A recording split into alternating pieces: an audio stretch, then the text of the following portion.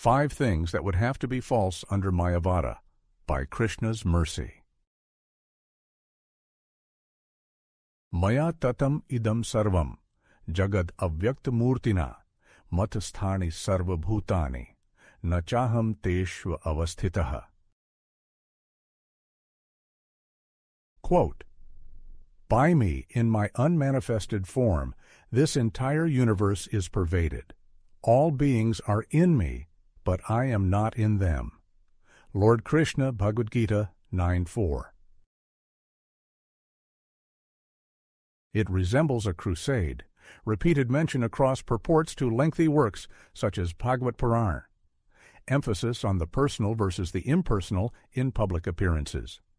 For classes on Bhagavad-gita, stressing the importance of a person in Sri Krishna, as opposed to an attributeless energy known as Brahman.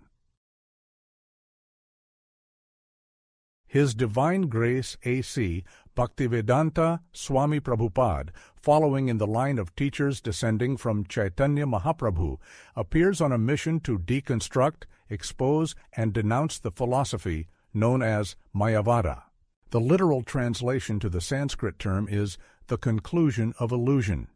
Everything is Maya, or that which is not. The conclusion extends to the appearances of the divine, such when Vishnu descends to this world as an avatara. Avyaktam vyaktim apannam, manyante mam abuddhayaha, parambhavam ajananto mamavyayam anuttamam. Quote, unintelligent men who know me not think that I have assumed this form and personality.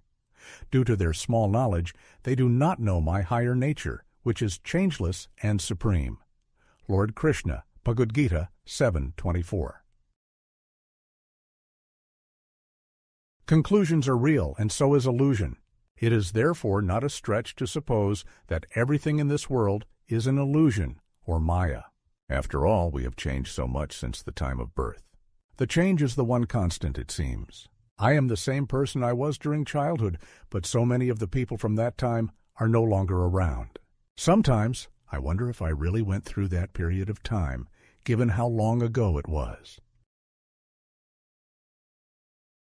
It might be easy to dismiss the entire living experience as Maya, but in the following analysis, we consider other aspects that the illusion would have to extend to. What we mean to say is that if this life is like a dream, with no real substance, then the same characterization would have to apply to critical components within that life. 1. The teacher. The Mayavada scholar often uses Bhagavad-gita as supporting evidence. This is a conversation between the bow warrior named Arjuna and the charioteer named Krishna. Of course, it is impossible to limit Krishna to a single title.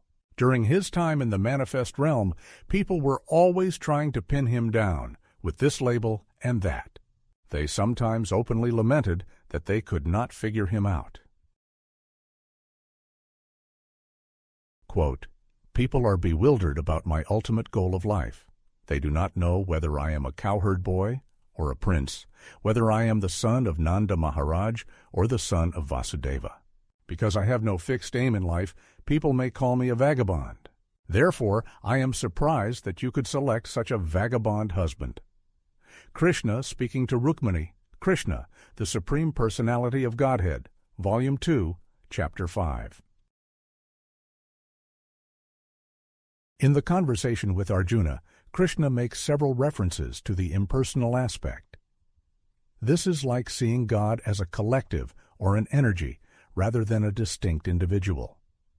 Vishnu Puran has a similar reference in comparing the entire universe to a large body which facilitates the expansion of an original fire of spiritual potency. Ek desh sthit syagner jyotsna vistarani yatha parasya brahmana shaktis tathedam akhilam jagat. Quote, everything that is manifested within this cosmic world is but the energy of the Supreme Lord. As fire emanating from one place diffuses its illumination and heat all around, so the Lord, although situated in one place in the spiritual world, manifests His different energies everywhere. Indeed, the whole cosmic creation is composed of different manifestations of His energy. Vishnu Puran 1:22-52. If the theory of everything as Maya holds, then the teacher is operating within such parameters. The teacher would have to be Maya as well. A person may argue that Krishna is an elevated being, a Brahman-realized soul, a prophet, or some other figure worthy of consideration. But how would such a transformation take place? Why would Krishna be the exception to the everything is Maya rule, while others lack that same exception? 2. The books. The written word is nothing more than a time-tested way of recording information. The words can later be decoded by anyone who knows the language. If there is no alteration over the course of time, then the words carry direct information across hundreds and sometimes thousands of years. There is no concern over degradation of tape quality or loss due to repeated generation and copying.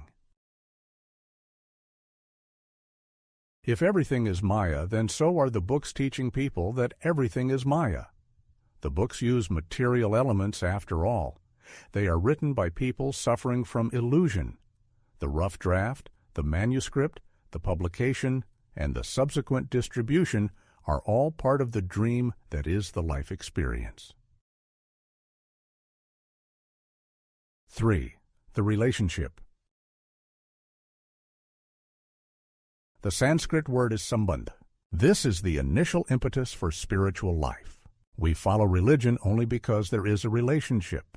Once we know that relationship, we can proceed accordingly. But if everything is Maya, then so are relationships. We see this in our friendships. Some are now broken, never to be corrected.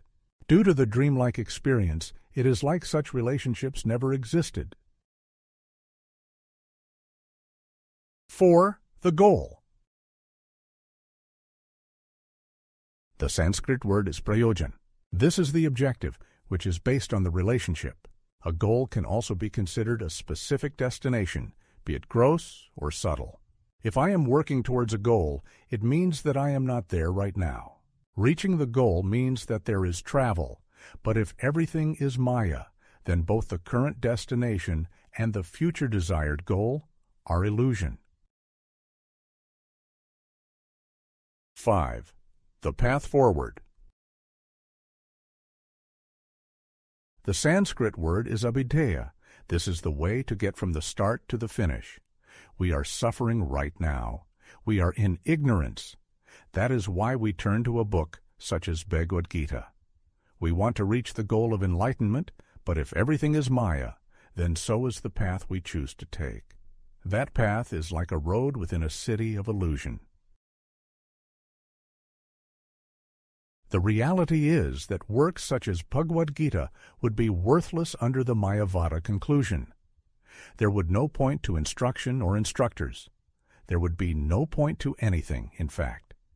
Accepting this mentality, it is like we have fallen on a different side of illusion, one that is opposite to pursuing endless enjoyment, bhoga. Quote, "The last illusion, the last snare of Maya to trap the living entity, is the proposition that he is God. The living entity thinks that he is no longer a conditioned soul, but God. He is so unintelligent that he does not think that if he were God, then how could he be in doubt? That he does not consider. So that is the last snare of illusion."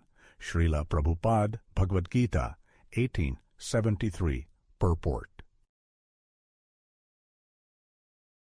The conclusion of Chaitanya Mahaprabhu is Achintya Bheda Tattva. There is simultaneous oneness and difference between the individual and God. The individual is God-like, but not God. When the individual is serving God, there is a kind of oneness based on the relationship. The natural order has been restored. That is why books exist. That is why there are teachers. The individual can be an illusion. They can make mistakes. they can follow bogus philosophies. They need someone to show them the way.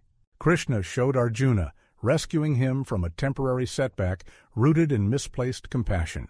The same Krishna, through his representatives, can place me back on the right path towards meeting the highest objective of landing in the spiritual world known as Vaikuntha. In closing, if everything Maya to be, then also in the Guru to see, and in the books to read, recommended path to proceed, for an exception a must to establish trust. God definitely the same, but also distinct with a name.